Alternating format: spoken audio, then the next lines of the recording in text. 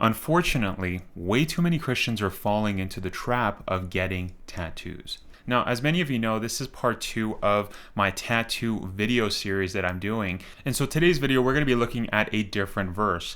Since I know a lot of people like to find loopholes with the other verse, which is Leviticus chapter 19, verse 28, that specifically tells us not to get tattoos. Well, in today's video, that we're not going to be going over that. But what we're going to be diving into in this video is, what does the Bible tell us about our bodies? Well, the Bible specifically tells us that our bodies are the Lord's temple. So we can find the answer to this in 1 Corinthians chapter 6, verse 19. So it actually states, "Do you not know that your body is the temple of the Holy Spirit who is within you, whom you have received as a gift from God, and that you are not your own property?" So what does that basically mean? Well, it basically tells us that, first off, our bodies are basically housing the Holy Spirit. So it's a holy thing. Second of all, it also says something very interesting. It basically says that you are not your own, in parentheses, property. So what does that mean? Well, it means that our bodies are not ours. Holy Spirit has actually given us these bodies and bestowed it on us so that we basically take care of them. But one day we are going to be giving our bodies back to Him. But going back to the first part of the verse where it literally states that we're essentially the temple of the Holy Spirit, well, then that begs the question, why are people putting graffiti on their temple? Why are they defiling something that is holy?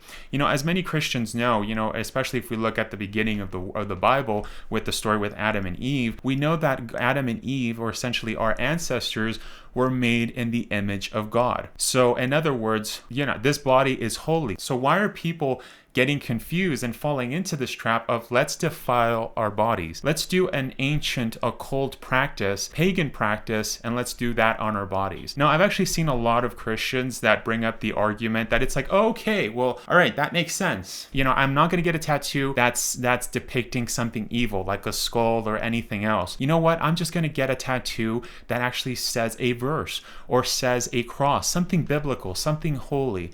Well, no, you can't do that. And the reason for that is because, first off, you're doing something that's already been a part of several cultures or several, occultic practices, and you're trying to mix that with something that's holy. Well, you can't, because why? Because it's already corrupted. You can't bring something that's already corrupted, something that's already tainted, and then mix that with something holy. You're not going to get something holy out of it. It's still going to be corrupted, because that's what corruption does. It literally poisons everything. So that argument goes out the window. And as mentioned, getting a tattoo is essentially defiling the body. Or in other words, what you're literally doing is that you're literally graffitiing the Lord's temple. So again, that's defiling, that's corrupting, and that's something that Holy Spirit doesn't want us to do. There's several accounts on this of where Christians actually get tattoos when they were lost, and then after they turn their life to God, miraculously, all of their tattoos disappeared. So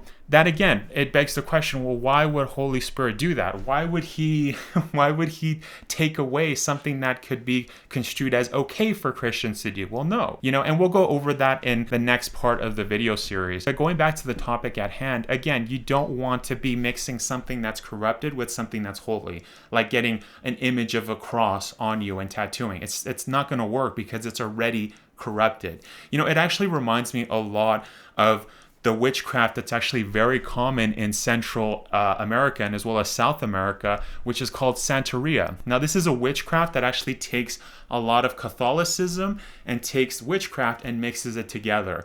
And that's what you get with Santeria. So again, it doesn't work. You can't do that. It's the same as if you were to take Christian yoga or Christian martial arts. You cannot do that. And we're going to be talking about that in future videos, because Holy Spirit has showed me a lot of stuff regarding those two huge topics of yoga and as well as martial arts. But just a quick rundown, those two things, the reason that it's not good for Christians to do, it's because their roots is in something occultic, something pagan, and we cannot be participating in that as Christians, or else we're risking opening the doors, the spiritual doors, for the enemy to come and attack us. And as Christians, we're very well aware that the enemy wants to rob, kill, and destroy us. So why give the enemy another key? Why give him access to your life by doing something that's occultic? So again, You cannot be mixing something that's corrupted and trying to make it holy. It's, you can't. It's at the end of the day, it's still going to be corrupted. Now, if you guys want to know more on the topic of the spiritual dangers of getting tattoos,